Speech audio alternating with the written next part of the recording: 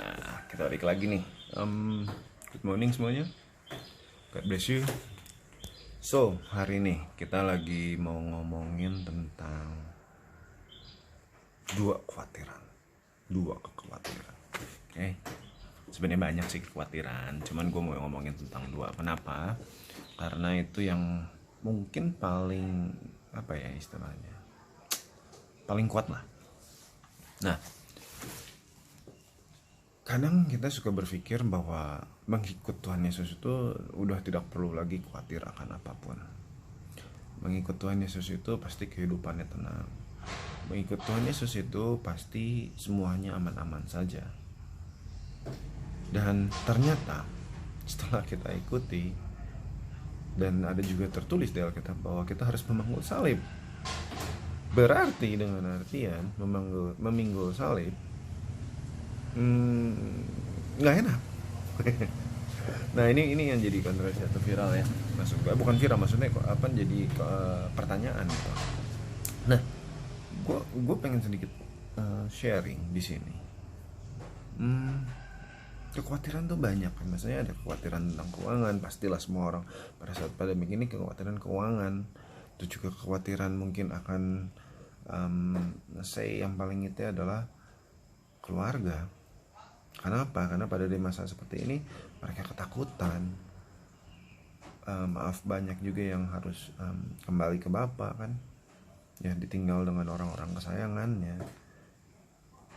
Ya itu berat banget gitu. Maksudnya nggak segampang itulah yang orang pikirin gitu ya. Kadang-kadang orang yang ini kan bersabarlah bahwa Tuhan menyertaimu. Nggak segampang gitu. Memang butuh proses. Nah, dibalik semuanya itu adalah kepercayaan lagi kan, jadi kita harus percaya, harus yakini, dan harus mengerti gitu loh. Kenapa sih kita ini harus percaya sama Tuhan tuh kenapa gitu loh. Harus ngerti lagi basicnya gitu loh. Basic dari semuanya tuh harus dimengerti banget gitu loh. Karena kadang-kadang maksudnya orang jadinya nggak hafal, ataupun tidak mengerti, ataupun tidak kenal tahu tapi tidak mengetahui secara dalam. Kenapa gue bilang seperti itu? Karena gini, contoh deh, misalnya kita dengar gosip. Oke, gosip deh tentang gue adalah orang banyak ngegosipin misalnya tentang gue. Mereka cuma taunya kan dari luar. Mereka nggak tahu loh dalamnya gue gimana, apa yang gue alamin. Mungkin memang ada yang mungkin memang ada yang benar dari gue, ataupun gue memang salah. Orang nggak ada yang tahu. Tapi kalau misalnya bini gue kenal gue, dia tahu gue di mana gue dalam keadaan sedih, di mana gue dalam keadaan seneng, di mana gue dalam keadaan pusing. Dia tahu gue percis.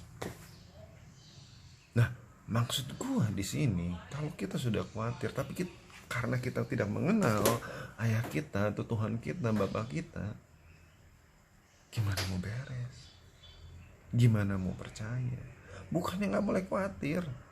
Contoh paling gampang adalah gini, misalnya kita nggak khawatirin kesehatan badan kita, itu waduh, bodoh banget gue bilang sih. Asli, gue bilang bodoh banget.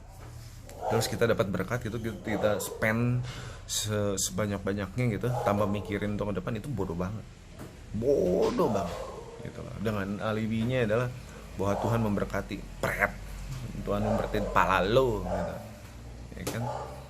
Yang ada juga Tuhan itu membuat kita untuk apa? Untuk tahu, untuk mengerti. Nah, tapi untuk itu kan butuh percaya dong. Percaya tanpa mengenal mau gimana? Kita harus mengenalnya gitu. Sekarang ya, kita percaya tapi khawatirnya bukan gue bilang khawatir sama keadaan, khawatir sama ini, tapi khawatir apa Tuhan ada nggak ya, apa Tuhan ada nggak. Artinya lu nggak kenal, ya kan. Contoh lagi nih, balikin lagi kita misalnya ke dalam keadaan sepeda. Lu pasti akan mengenal temen lu. Misalnya gue sama temen gue percaya sama temen gue. Kalau gue khawatir sama temen gue, sepanjang gue jalan sepedaan, mati deh, kayak lampu stopan tuh hati. Berangkat. Nah, jadi maksud gue gini adalah, teman-teman, kekhawatiran lu butuh. Dua kekhawatiran yang tadi gue sharingin itu hal yang manusiawi. Kita khawatir itu hal manusiawi, tapi maksudnya adalah janganlah kita terlalu dalam kekhawatiran. Kenali dulu Siapa sih Tuhan kita? Siapa sih dia? Apa sih dia?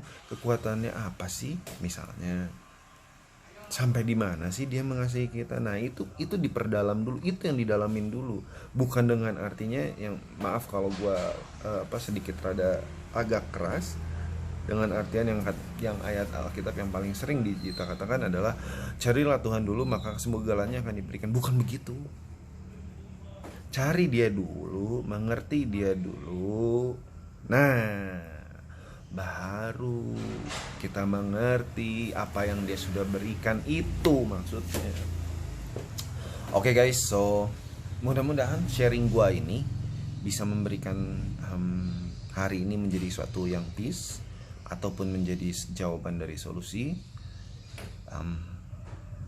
Kita harus jadi don't inspired to make a living, but inspired to make the difference. Okay, so thank you, God bless you, ciao.